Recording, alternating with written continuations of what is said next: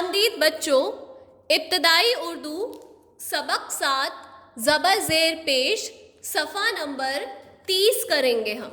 ठीक है, page number 30। तो मैं पहले पैराग्राफ से शुरू कर रही हूँ।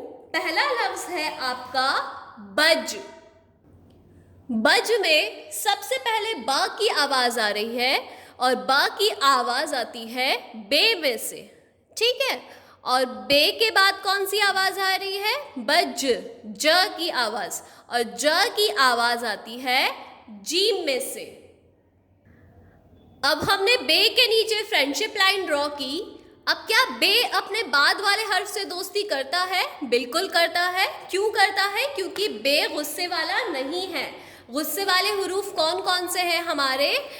अलिफ, अलिफ मद ज़बर आ, दाल डाल जाल, रे रे जे जे और वाव। ये है हमारे 10 गुस्से वाले हुरूफ।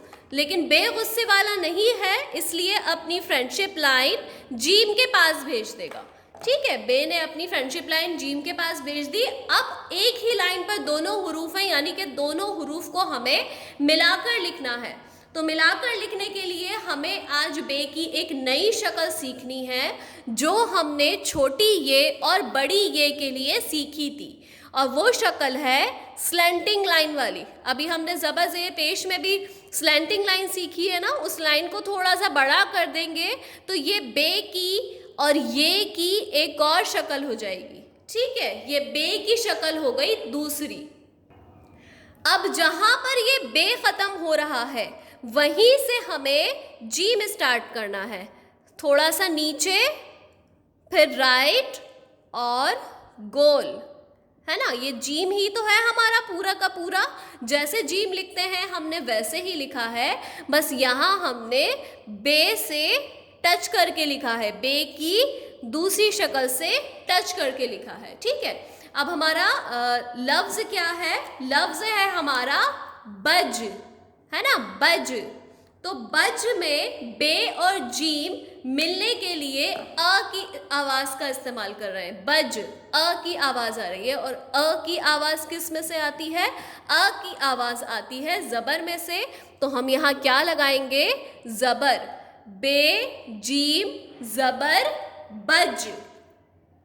अगला लफ्ज़ है बच।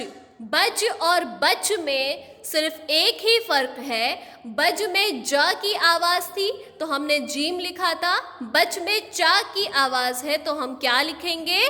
चे। बाकी बे अपने बाद वाले हर्फ से दोस्ती करता है तो वो भी चे के पास चला जाएगा।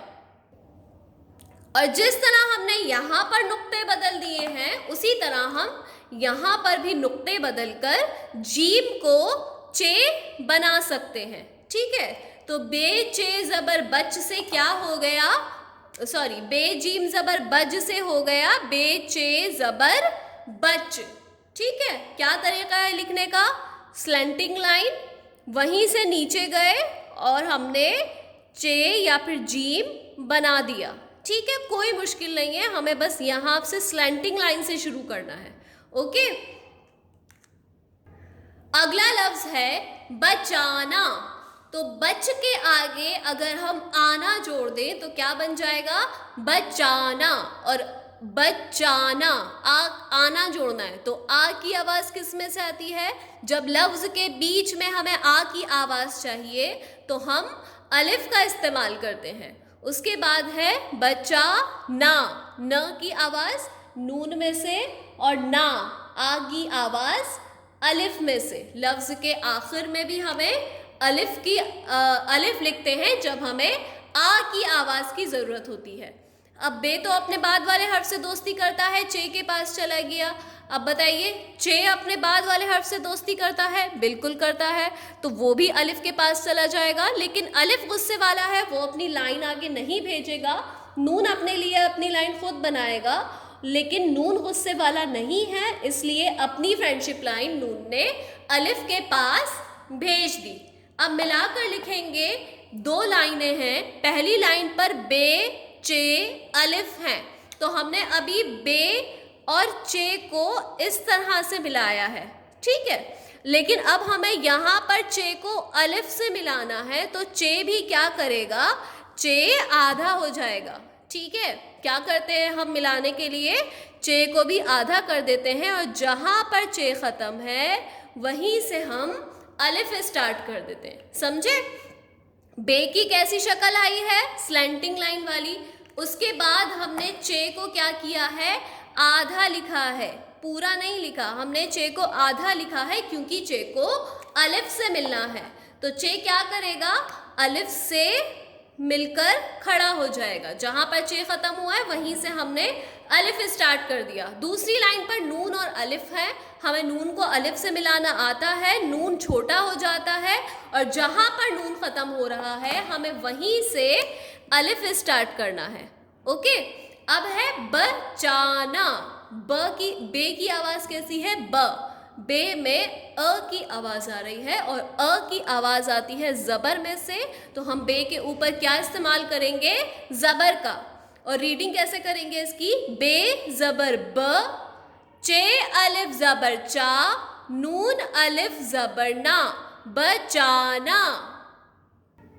अगला लफ्ज है नचाना। बचाना और नचाना में सिर्फ एक ही फर्क है, बचाना के शुरू में ब की आवाज़ थी तो हमने बे लिखा था, अब नचाना के शुरू में न की आवाज़ है तो हम क्या लिखेंगे, नून। न की आवाज़ आती है नून में से और नून भी अपने बाद वाले हर्फ से दोस्ती करता है, इसलिए उसने भी अपनी लाइन आगे चे के पास भेज दी है। बाकी सब कुछ पहले जैसा ही है, बचाना और नचाना में एक जैसा। अब मिलाकर लिखने का तरीका वो भी बिल्कुल सेम है। जिस तरह हमने बे की स्लैंटिंग लाइन वाली शक्ल लिखी है, हमें नून की स्लैंटिंग लाइन वाली शक्ल लिखनी है और उसके बाद चे को हमने आधा लिखा था, यहाँ पर भी चे आधा आएगा। क्यों? क्योंकि चे को अलिफ से मिलना है, तो चे आधा लिखा और चे के बाद है अलिफ, तो जहाँ चे ख़त्म हो रहा है वहीं से हम अलिफ स्टार्ट कर देंगे।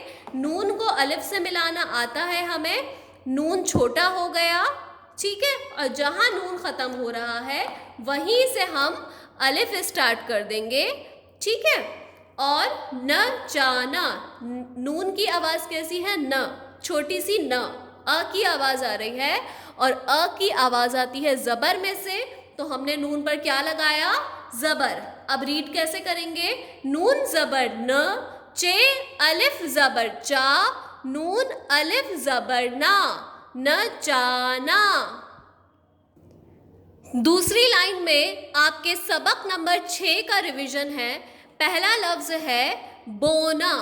तो बोना में सबसे पहले ब की आवाज़ आ रही है, ब की आवाज़ आती है बे में से, तो हमने बे लिख दिया।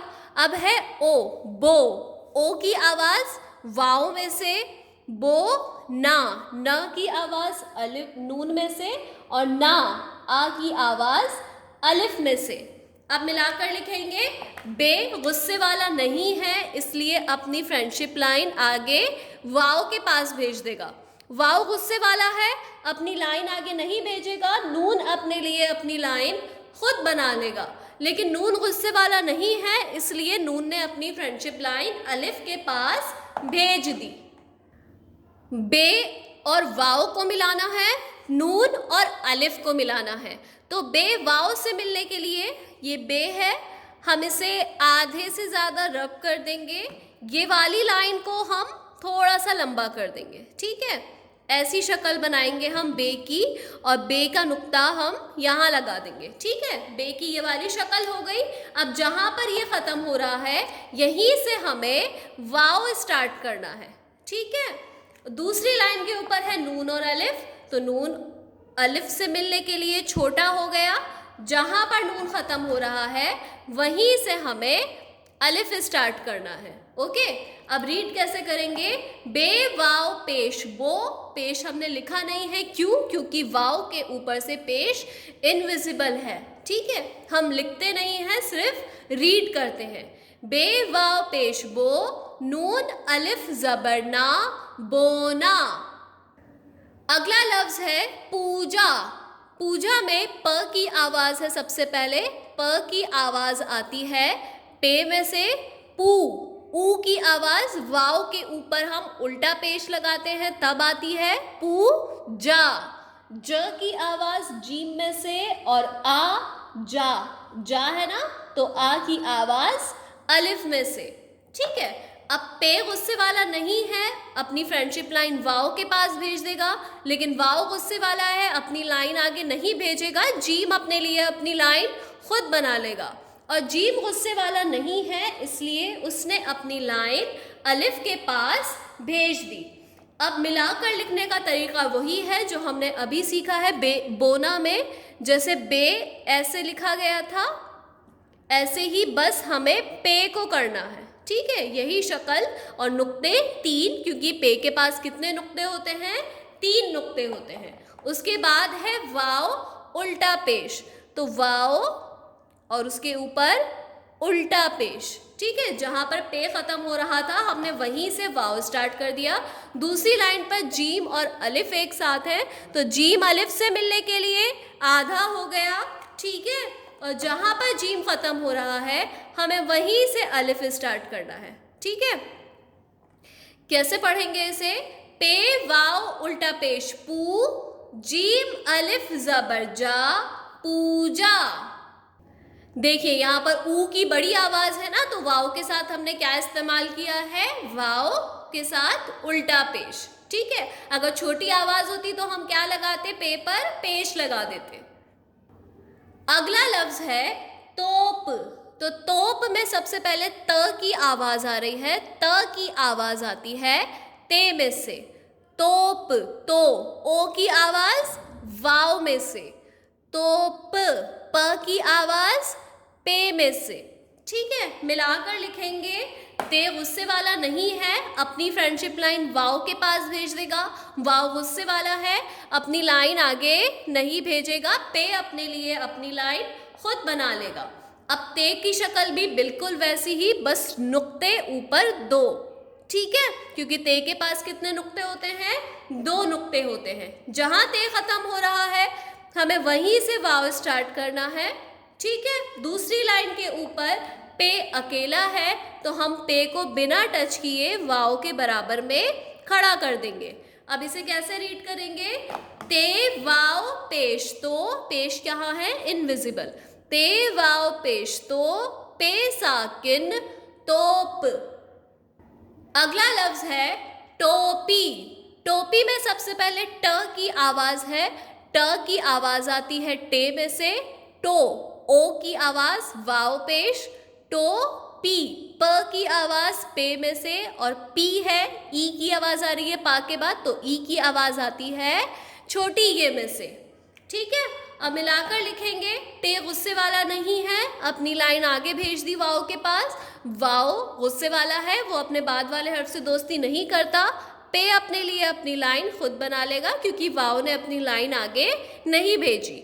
अब पे गुस्से वाला नहीं है, इसलिए वो अपनी लाइन आगे छोटी ए के पास भेज देगा। अब जिस तरह से हमने बे, पे और ते की शक्ल लिखी है वाव से मिलाने पर, वैसे ही टे की शक्ल होगी। बस टे के ऊपर क्या आएगा? छोटी सी तोय। अब जहां पर टे खत्म है वहीं से हमें वाव स्टार्ट करना है। ठीक है, और दूसरी लाइन पर पे और छोटी ये है, तो पे की शक्ल टे जैसी ही होगी, ऐसे। ठीक है, और जहां पर पे खत्म हो रहा है वहीं से हम छोटी ये स्टार्ट कर देंगे। क्या बन जाएगा? पे ये जेर पी। टे वाव पेश टो, पे ये जेर पी, टोपी। तीसरी लाइन में पहला लफ्ज है बद। बद में पहले ब की आवाज है, ब की आवाज आती है बे में से। बद, द की आवाज दाल में से। ठीक है, अब बद है तो बे और दाल मिलने के लिए अ की आवाज का इस्तेमाल कर रहे हैं, और अ की आवाज किस में से आती है? जबर में से।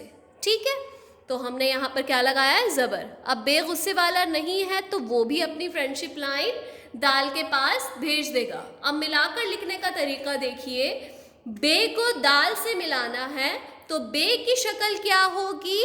शोशे वाली। ठीक है, हमने शोशे वाला बे लिख दिया। अब हमें मिलाना है दाल को, यह है हमारा दाल। तो जो हमारा दाल है ना, हम इसे ऊपर से मिटा देंगे। ये जो बचा हुआ पोर्शन है ये हम बे से मिलाकर लिखेंगे। ये दाल है, ठीक है, इसे हमें ऊपर से रब करना है। जो बचा हुआ है ये क्या है, दाल, ठीक है, इसे हमें बे से टच करके लिखना है, ठीक है, समझ गए। और ऊपर क्या है, जबर, बे दाल जबर बद। अब फर्क समझिए, ये रे नहीं है। रे क्या होता है, ऐसे होता है, रे में यहाँ पर नोक होती है। और रे की हमने एक और शक्ल सीखी थी, जब वो ये, जैसे कि पेड़ में जब हमने उसे ये से मिलाया था, है ना, पेड़ में जब हमने उसे ये से मिलाया था तो उसकी कर्व वाली शक्ल लिखी थी हमने, नोक हटाकर, है ना, नोक हटाकर लिखा था। लेकिन यहाँ पर ये शक्ल कैसी है, लंबी है, और दाल कैसा है, छोटा है, ठीक है। ये लंबी शक्ल है, ये छोटी शक्ल है, ठीक है। एक ये पहचान है। दूसरी पहचान, अगर रे में नोक है तो रे है, अगर बिना नोक का है तो फिर दाल है, और अगर यहाँ नोक नहीं होगी तो फिर ये लंबा होगा और दाल कैसे होगा, छोटा होगा, ठीक है। तो बे दाल जबर बद। बद का मतलब होता है बुरा। अगला लफ्ज है बदन। तो बदन में पहले ब की आवाज है, तो ब की आवाज बे में से आती है, हमने बे लिख दिया, ब है ना। उसके बाद है दन। द की आवाज दाल में से, दन, न की आवाज नून में से।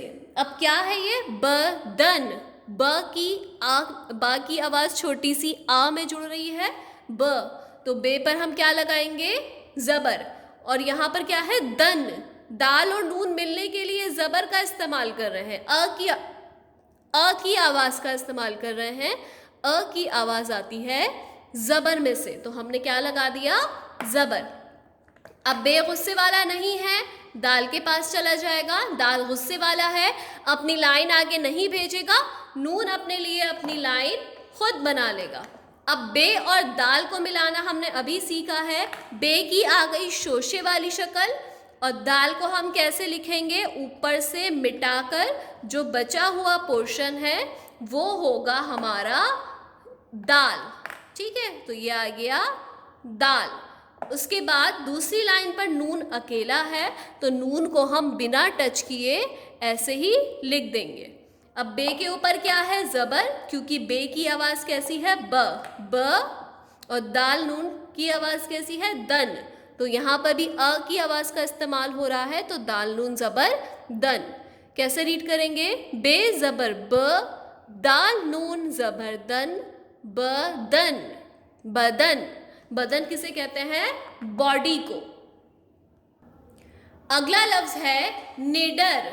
निडर में पहले न की आवाज है, तो न की आवाज आती है नून में से, और न की आवाज कैसी है, नी, है ना, निडर, नी की आवाज है, तो ना में ई की आवाज किस में से आती है, जेर में से, ठीक है। तो नून के साथ हमने क्या लगाया, जेर। नी के बाद क्या है, डर, तो डर में ड की आवाज आती है डाल में से, और डर, र की आवाज रे में से। और डाल और रे दोनों आवाजें कौन सी आवाज के साथ जुड़ रहे हैं, अ की आवाज के साथ, डर, है ना, अ की आवाज के साथ जुड़ रहे हैं, तो यहाँ हम क्या लगाएंगे, जबर। अब मिलाकर लिखेंगे, नून गुस्से वाला नहीं है, अपनी लाइन आगे भेज दी डाल के पास, डाल गुस्से वाला है, अपनी लाइन आगे नहीं भेजेगा, रे अपने लिए अपनी लाइन खुद बना लेगा। नून डाल से मिलने के लिए क्या करेगा, शोशे वाली शक्ल में आ गया, छोटा हो गया, ठीक है। नून के साथ क्या है, जेर, हमने जेर लगा दिया। उसके बाद है डाल, तो जैसे हमने दाल को ऊपर से मिटाया था वैसे ही हम डाल को ऊपर से मिटाएंगे। जो बचा हुआ पोर्शन है वो हम नून से मिलाकर लिखेंगे, ठीक है। ये हमने नून से मिलाकर लिखा, तोए कहाँ आएगी, अपनी ही जगह पर। डाल के ऊपर यहाँ जबर है, हमने जबर लगाया। आगे है रे, अकेला है नेक्स्ट लाइन पर, तो हमें रे को कैसे लिखना है, अकेला, बिना टच किए। अब देखिए यहाँ दाल में नोक नहीं है, यहाँ रे में नोक है। ये दाल की फैमिली और रे की फैमिली का फर्क है, ठीक है। तो रीड कैसे करेंगे? नून जेन नी, डाल रे जबर डर, निडर। अब ये फर्स्ट पैराग्राफ था, नेक्स्ट पैराग्राफ हम नेक्स्ट वीडियो में करेंगे। ओके।